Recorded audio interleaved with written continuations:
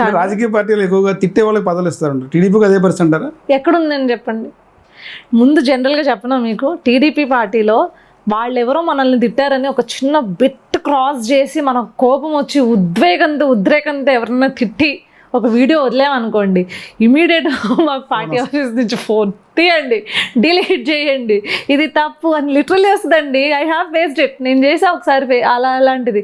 చాలా కోపంతో నేను ఫేస్ చేసా. చాలా కోపంతో నాకు కోపం వచ్చి నన్ను ఎవడో కింద బూతు తిడితే నేను కూడా అదే కైండ్ ఆఫ్ రిటార్షన్ ఇవ్వాలి అని చెప్పి నేను ఒక ట్వీట్ వేసాను, సేమ్ ఒక కమెంట్ చేశాను. వెంటనే నన్ను ఇమీడియట్ కమెంట్కే ఫోన్ చేసి తీసేయండి అని చెప్పి. అది బాధ్యతాయుతమైన పార్టీలు కావచ్చు, రాజకీయం కావచ్చు, ఇలా ఉండాలి.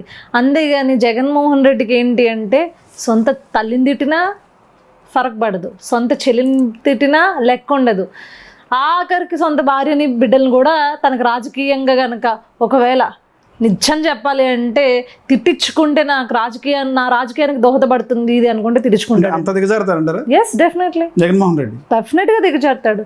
స్వయంగా చెల్లిని తల్లిని తిట్టించాడు కదండి. అంటే కుటుంబ సమస్యలు, ఆస్తి తగాదాలు ఏ ఇంట్లో లేవంటాడు జగన్మోహన్ రెడ్డి. ప్రతి ఇంట్లో ఉన్నదే కదా, నేను మా ఇంట్లో కొత్తగా వచ్చిందా అంటాడు.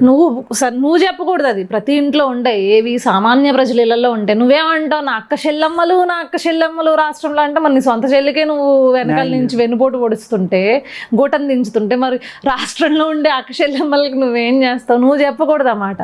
ఉంటాయి అందరి కుటుంబాల్లో ఏదో ఒకటి ఉంటుంది, కానీ నువ్వు ఏ స్థాయిలో ఉండి చెప్తున్నావు ముందు అది చెప్పు. నువ్వు అందరినీ అక్కచెల్లెమ్మలు, రాష్ట్రంలో ఉండే వాళ్ళందరూ నాకు అక్కచెల్లెమ్మలు అంటారా?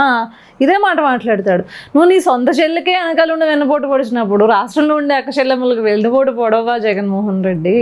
నేను అదంటున్నా.